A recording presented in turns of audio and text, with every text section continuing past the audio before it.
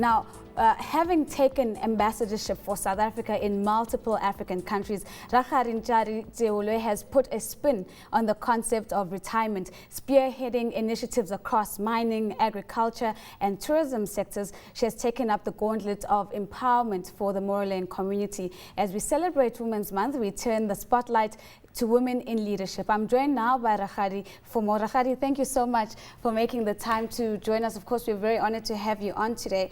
Now, let's start with the ambassadorships that you've taken on. It seems as if it's a string of rather difficult countries that you've had to represent South Africa in. And let me start by thanking you for inviting me. I'm home. It's the first time I appear on the screen. In other countries where I have been, I was often on the screen. So thank you very much to give me this opportunity at home. I started in Malawi as an ambassador. Well, Malawi is a Commonwealth country. So ambassadors who come from Commonwealth countries going to another Commonwealth countries are not called ambassadors, are called high commissioners. High commissioners, that's right. Yes. So I was a high commissioner in Malawi. I arrived in Malawi at the time of transition. You know, Malawi transition somehow is like South African transition, or both transitions occurred at the same time. When we were transiting from apartheid, Malawi was transiting from the presidency that was more like a monarchy, right, the Banda era. So I arrived there, but there was a transition, a president who really pioneered the transition, President Mulusi. So after his 2 terms, he was succeeded by the late President Mutharika. But unfortunately, transition is always difficult.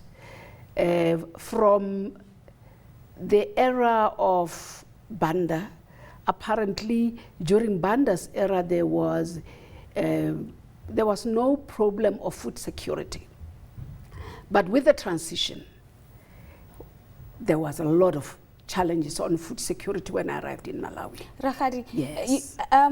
I think there's so many beautiful stories yes. That you could narrate yes. to us around yes. each and every yes. one of these countries. Yes. Yes. But one thing that I'm particularly interested in is how has the perception of South Africa changed within the continent? You've been in different African yes. countries yes. over many years. How has South Africa's perception changed?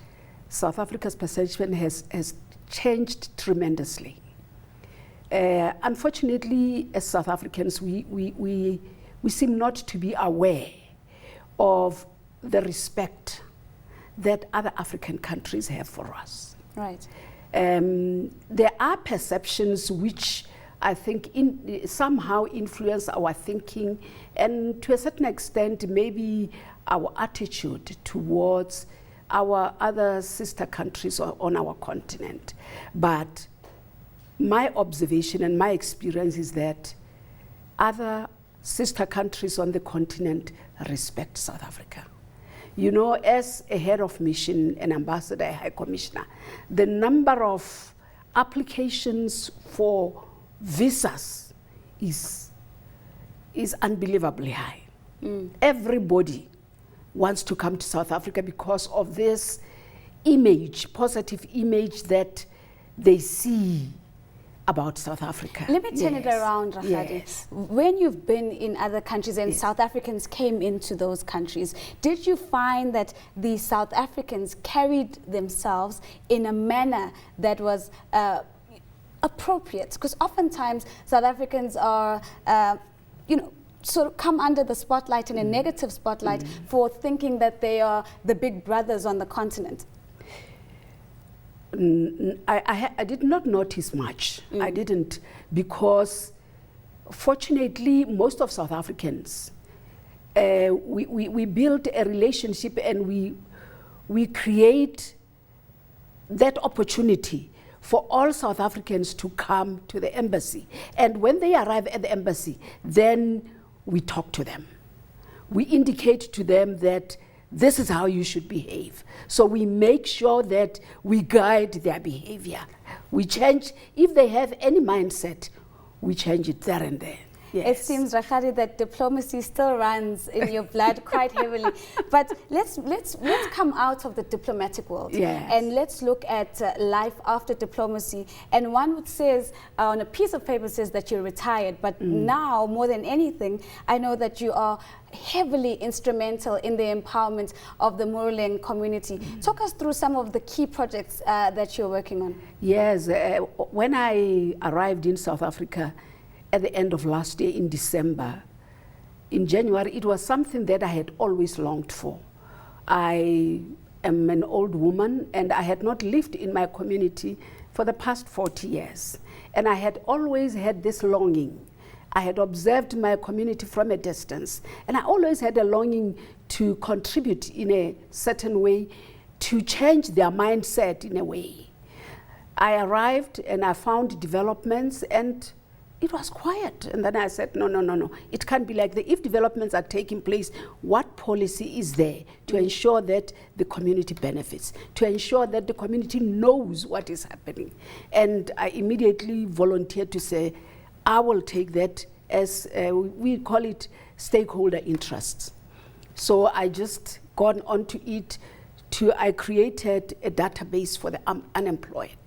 The CVs were invited, and I got some youngsters who are computer literate. Some were sorting the CVs. We ended up with close to 5,000 CVs. So we have a database.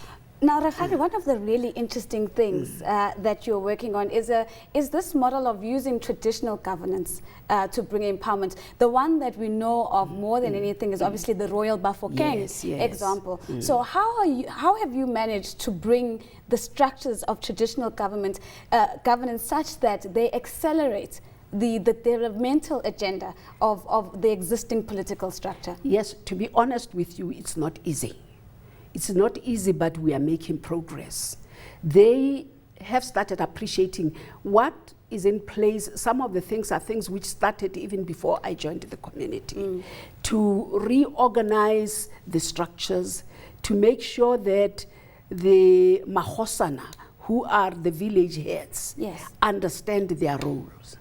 The structure of the Bakhatla Bakafela, we have different levels. There are what we call Dikhoro. Dikhoro are heads of different communities inside the bigger community. And then thereafter there are village heads.